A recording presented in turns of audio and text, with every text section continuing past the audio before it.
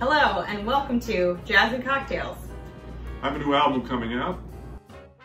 It's called Into the Shadows, and I thought it would be kind of a fun thing to pair the tunes with some different cocktails, and Jen did some specific research on all the tunes.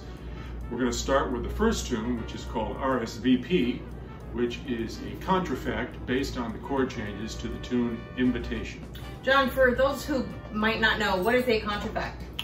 That's when you write a new melody over an old set of standard changes. And the standard changes being invitation. Invitation. So this is the Invitation cocktail. Invitation cocktail is a batch cocktail.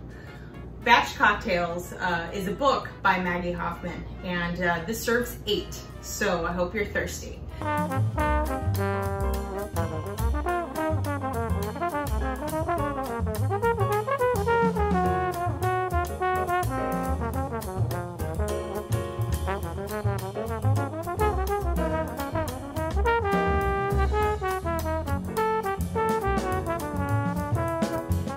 In addition to those items, you will need a glass such as this. You can use a martini glass. This is the coupe glass. It's supposed to be served in a Nick and Nora glass, named for the famous crime-fighting duo from the Thin Man. However, we do not own those, so we are going with our prettiest coupe glasses.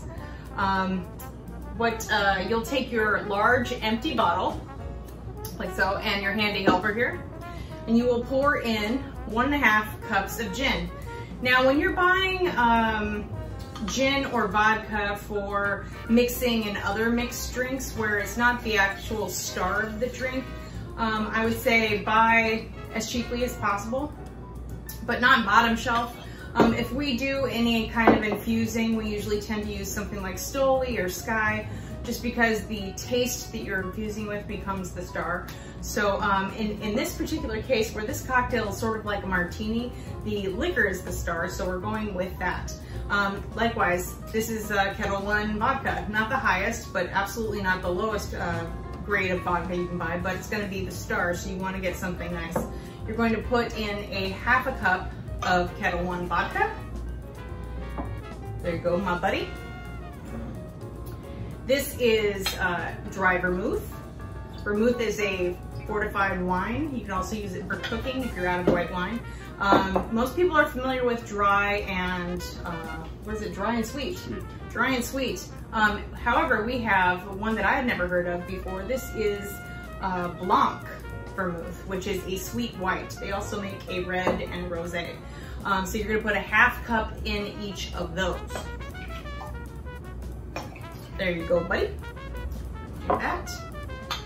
And this is really cool. This is my first cocktail I'm making with absinthe. There's a lot of misunderstanding about absinthe. It actually does not make you go crazy. It was outlawed in the US until the 90s, but it's made from the wormwood plant and dates back to 1500 BC with the Egyptians. This is poppy white absinthe, and it's very herbaceous. We'll put in 2 teaspoons of that, so put it in there so it's easier to pour. And then to that, you're gonna add 2/3 of a cup of water. Not sure why. I don't do this for a living, so I just do what the recipe tells me to. There you go. And you can use a funnel for this. I don't know where my funnels are, so we're using my measuring cup. You also want to have your bitters ready to go. And we put some ice and water in our cocktail glasses to make sure they're nice and chilled out. That's what they do at the bar if they were making this for you. So what you do is you can store this in the fridge about 2 hours to about 4 hours before you're going to be serving them. You throw them in the freezer.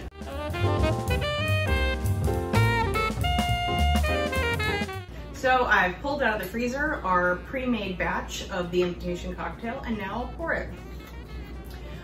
We are experienced drinkers, but it is the middle of the day for us, so I'm just gonna pour a little bit. Should be nice and cold in your cold glass and from the freezer, and you will do 3 dashes of Peychaud's bitter. If you don't have this in your liquor cabinet, these are awesome. This was made by a guy named Antoine Peychaud, He was from what is now known as Haiti. He settled in New Orleans, and this is if you've ever had a Sazerac, you are familiar with this. You do 3 dashes of each.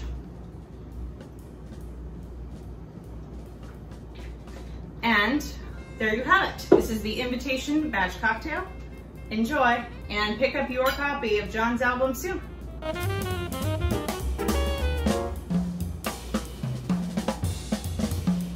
That's actually really good. Very good. Holy shit.